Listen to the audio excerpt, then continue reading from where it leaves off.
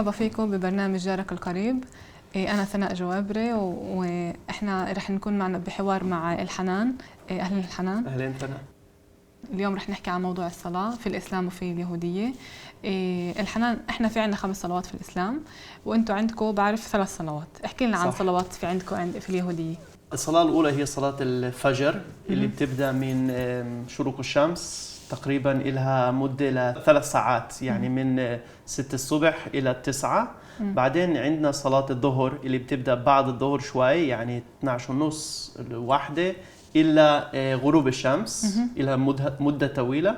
وبعدين صلاة المغرب بعد غروب الشمس ومدتها طول الليل. هاي 3 صلوات. وإيش أسمي الصلوات عندكم الحنان؟ الصلاة الأولى اسمها شخريت اللي هي صلاة الفجر. كلمة شاحر. شخر هاي الفجر أو بداية الصباح. بعدين منخا هو فترة يعني غروب الشمس. وبعدين عندنا صلاة المغرب اللي هي عرفيت، غرب مع غاف عرف، كل الكلمات مرادفات يعني لغروب الشمس. غروب الشمس. واحنا عندنا في الاسلام لسه بحكي عن صلواتنا، بس في عندنا احنا هي التوصيه انه الصلاه لازم تتصلى قريب على اول موعد لإلها. يعني اذا صلاه الفجر عندنا لازم تتصلى كثير قريب على الساعه 4:30. هل في عندكم انتم هاي التوصيه ولا بس؟ نعم لازم الصلاه تبدا باول فتره ممكنه، يعني بالزبط. مش لازم تفوت يعني الوقت المحدد. لو خسرت صلاه ممكن يعني تعيد الصلاة في الصلاة الجاية، بس في الأوقات الاستثنائية فقط، يعني مش محبوب هذا الإشي. مزبوط.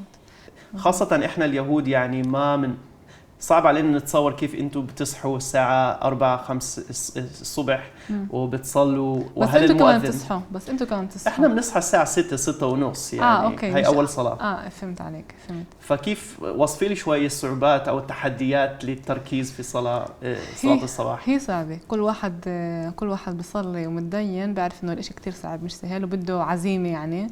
ففي كتير ناس اللي هن بيعملوا اشياء اللي هي بتساعدهم يصحوا. مثلا في ناس اللي بتحكي لك انا باكلش بالليل متاخر على اساس اني اقدر اصحى، او انه مثلا بيروحوا يناموا الساعه 9 عشان يصحوا بكير، او انا شخصيا بحط منبه حد تختي، لانه بغير المنبه بقدرش اصحى. المؤذن هو المفروض انه يصحينا، بس احنا يمكن مع الوقت الذهن الداخلي تعودت على الصوت فبطل اشي يصحينا. يعني انا بنتبه انه اليهود اللي حوالينا بصحوا على الفجر مش احنا. صعب جدا، خاصة بالشتاء كتير صعب، بس بدها شوية عزم تدريب. لما احنا منصليهاش هاي الصلاة احنا بنفع نقضيها. طبعا التفضيل بالإسلام أو المفضل انك انت ما تقضيها، انك تصليها في موعدها، بس اذا ما صليتهاش في موعدها على الأقل بتقضيها. من ناحية الشغل، انت في شغلك الحنان بصح لك تصلي ولا كيف الاشي؟ أنا صعب كتير، خاصة صلاة الظهر اللي هي في نص اليوم. يعني مرات أنت بتخسر يعني الوقت. مزبوط. فجأة بتنتبه وبتشوف إنه والله الشمس غربت وما لحقت. بس أنت يعني أنا مستقل، يعني أنا شغلي شوية مرن. بس أنت شغلك في مكتب في تل أبيب في محيط يهودي، كيف يعني تحددي الموعد لصلاة الظهر خاصة؟ أنا اللي بسويه هيك، إنه بصلي الفجر في البيت، ولما بروح على الشغل بكون ناوي إنه بدي أصلي جمع، لأنه أنا مسافرة فبصح لي أصلي جمع.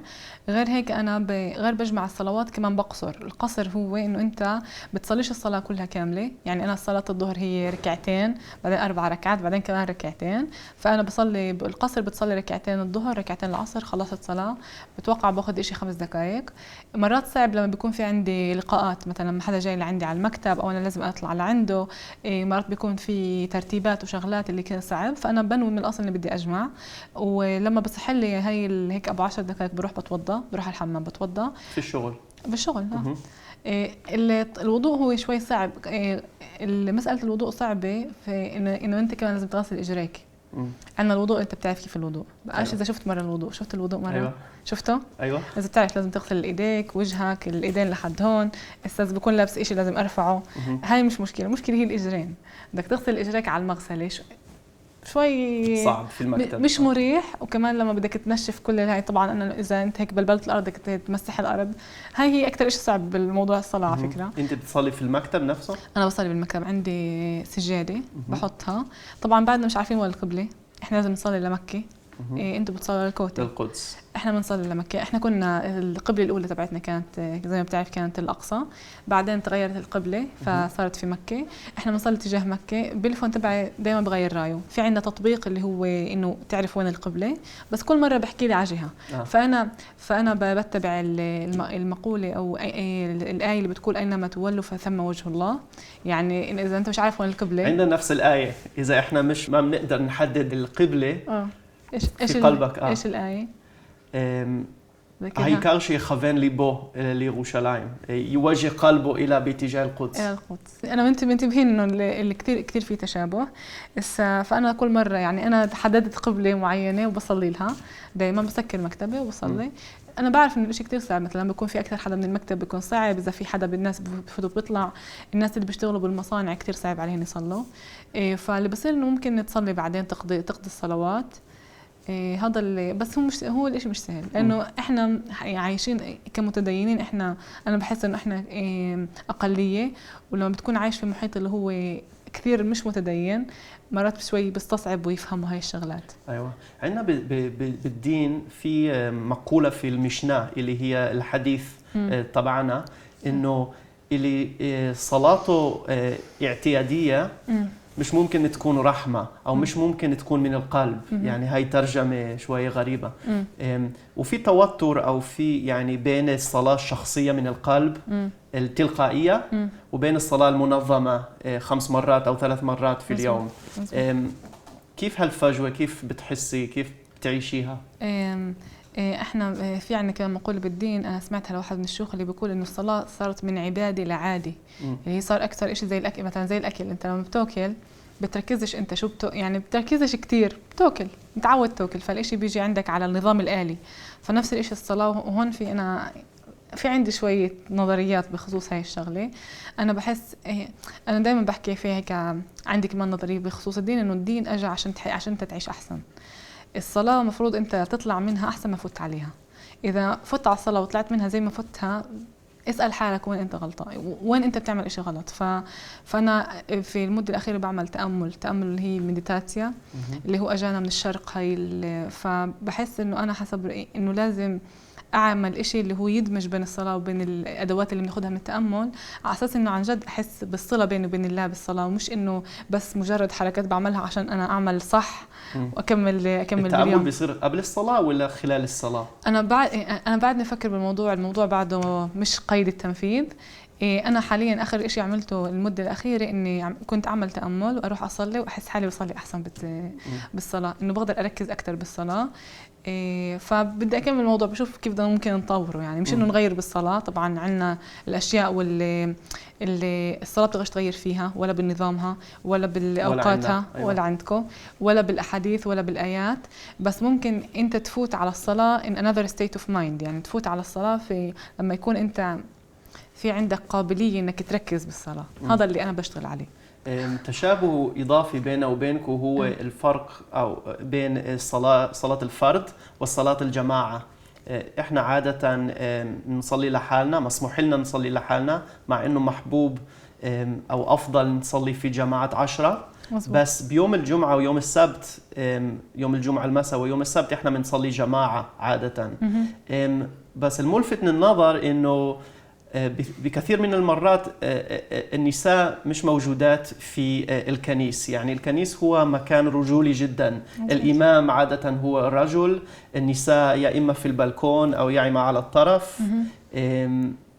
في إلها قوة صلاة الجماعة، بس كامرأة كيف بتحسي يعني في هذا المكان المسجد؟ هو انا بحس انه انا كمان بحكي لها شغله، انه بحس انه على الدين في سيطره رجوليه على الدين زي ما كل مناحي الحياه الاخرى. وكمان بتحس فعلا انه يعني انه المسجد هو مكان رجولي اكثر من ما هو نسائي. بتوقع انه في نوع من المنطق بالموضوع، لانه النساء بيكون عندهن بتوقع انه كمان شيء كان بناسب ازمان مركات، لانه حاليا انه كمان الرجال بتشارك في البيت في مسؤوليات البيت، فمش بس المراه. احنا هيك عنا هيك، بعرفش الوضع عندكم بالضبط، بس فعشان هيك كان الإشي إنه الجماعة بتطلب من الرجال مش من النساء. وكمان إنه الطلب إنه الأمر في إنه اللي صلوا في المسجد هو كان تقريبا مقتصر على الرجال مش على النساء. النساء بيقدروا ينضموا، بس يعني إنه زي كأنه إشي إضافي مش إشي. إحنا بنقدر نصلي كنساء بجماعة في البيت. المرأة بتقدر تكون الإمام، فيش ولا أي نص اللي هو يمنع الإشي. فأمي كانت تصلي في البيت جماعة، كانت هي تأم وإحنا نصلي وراها. غير هيك إنه أمي من الشيخ، أمي شيخة. وهي بتآمن إنه أنت كواحدة مصلي لازم تعرفي تشوفي الإمام، لازم تعرفي تشوفي الإمام، تقدري إذا هو أخطأ إنك تصححيه. وهي بتقول أمي إنه هاي الصلاة أصح من الصلاة اللي أنت موجودة فيها على البلكون والإمام تحت وأنت فيش عندك ولا أي مقدرة إنك تقدري تأثري إذا صار في خطأ. فاللي هي ساوته إنه هي سنين صارعت عشان تفتح أول مسجد عندنا في الفريديس، وفتح المسجد. وبرمضان هن بيصلوا هناك كل أيام، كل 30 يوم بإمامتها.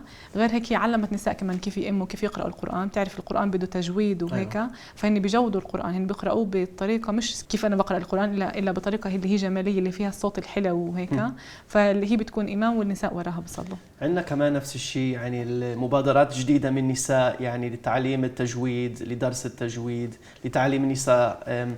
فالحلو انه في يعني تشابه بيننا وبينكم في تقدم، يعني في مكانة المرأة في الدين وفي المسجد وفي الحياة العامة كمان. نتأمل انه نعمل كمان خطوات في هذا المجال. ايوه، شكرا كثير ثناء لصراحتك، كان نقاش مفيد جدا. شكرا لك على الحمد.